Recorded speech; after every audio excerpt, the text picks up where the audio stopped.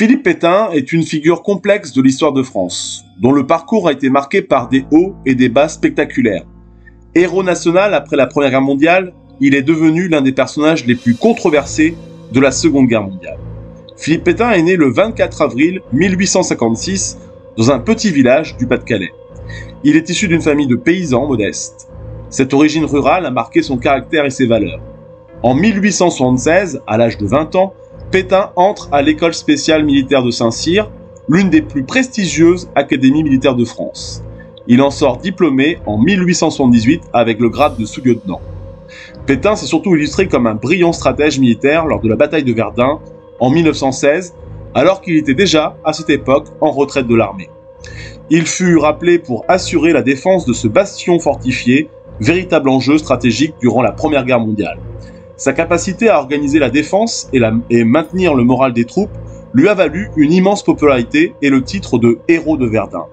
Après la guerre, il est célébré comme un sauveur de la France et reçoit de nombreuses distinctions, dont le titre de maréchal de France en 1918.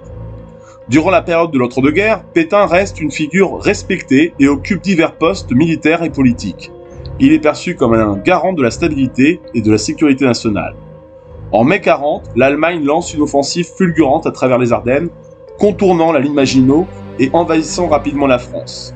L'armée française, mal préparée et mal commandée, est rapidement submergée. Face à l'effondrement rapide de l'armée française devant l'invasion allemande, Pétain est appelé à la tête du gouvernement le 16 juin, après la démission du président du Conseil, Paul Reynaud. Il est appelé à former un nouveau gouvernement. Sa réputation de militaire respecté et son âge avancé, 84 ans, en font une figure d'autorité et de stabilité. Le 17 juin 1940, Pétain est ainsi nommé président du Conseil, sorte de Premier ministre à cette époque, chef du gouvernement. Il prononce immédiatement un discours radiodiffusé annonçant qu'il faut cesser le combat et qu'il va demander l'armistice avec l'Allemagne. Il signe donc l'armistice avec l'Allemagne le 22 juin 1940, mettant fin au combat. Cet armistice signé à Rotonde met donc fin aux hostilités entre la France et l'Allemagne.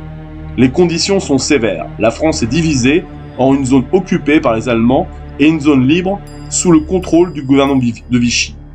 Pétain se fait accorder les pleins pouvoirs par l'Assemblée nationale le 10 juillet 1940, devenant ainsi le chef de l'État français. Le 24 octobre 1940, Pétain rencontre Adolf Hitler à Montoire-sur-le-Loir, marquant le début officiel de la politique de collaboration. Pétain déclare alors vouloir entrer dans la voie de la collaboration avec l'Allemagne. Pétain, chef du régime de Vichy, met donc en place très vite un gouvernement collaborateur avec l'Allemagne nazie, espérant ainsi obtenir des conditions plus favorables pour la France. Il instaure de fait une politique autoritaire et conservatrice, marquée par la collaboration avec l'occupant. Sous son régime, des lois antisémites sont promulguées et des milliers de juifs sont déportés. En octobre 40, Vichy promulgue ainsi le premier statut des juifs, excluant les juifs français de nombreuses professions et les soumettant à diverses restrictions. En 1942, les rafles et les déportations de juifs vers les camps de concentration nazis s'intensifient. La milice française, créée en 1943, va devenir ainsi une force paramilitaire aidant les Allemands à traquer les résistants et les populations juives. Elle est dirigée par Joseph Darnan, un fervent collaborateur. Vichy instaure aussi le STO, service du travail obligatoire, obligeant des centaines de milliers de jeunes français à aller travailler en Allemagne pour soutenir l'effort de guerre nazi. La collaboration active avec le Troisième Reich ternit gravement ainsi l'image du chef d'État. En 1944, à la libération de la France par les Alliés, Pétain est arrêté et jugé pour haute trahison. En 1945, il est condamné à mort, peine commuée en réclusion à perpétuité, en raison de son âge avancé, par le général de Gaulle. Il est emprisonné sur l'île Dieu, où il meurt en 1951.